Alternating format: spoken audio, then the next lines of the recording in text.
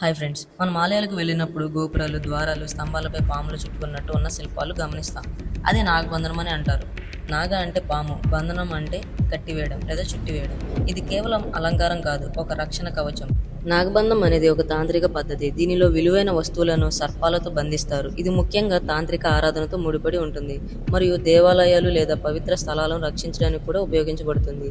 దీనినే నాగబండ అని కూడా అంటారు. దీని అర్థం పాముతాడు. నాగబంధం అంటే ఏంటి? ఇది ఒక రకమైన తాంత్రిక ప్రక్రియ. దీనిలో సర్పాలతో విలువైన వస్తువులను లేదా ప్రదేశాలను బంధిస్తారు. సంస్కృతంలో నాగబండ అంటే పాముతాడు అని అర్థం. ఇది ముఖ్యంగా తాంత్రిక ఆరాధన మరియు అథర్వ వేదంతో సంబంధం కలిగి ఉంటుంది. అసలు ఈ నాగబంధం అనేది ఎందుకు ఉపయోగిస్తారు? సంరక్షణ. దేవాలయాలు లేదా ముఖ్యమైన ప్రదేశాలకు రక్షణ కల్పించడానికి నాగబంధాన్ని ఉపయోగిస్తారు. రహస్యాలు. నాగబంధం వెనుక కొన్ని రహస్యాలు ఉన్నాయని, దానిని తాంత్రిక సాధనలతో ఉపయోగిస్తారని నమ్ముతారు.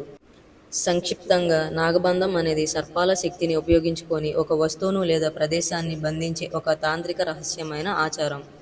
Like and subscribe.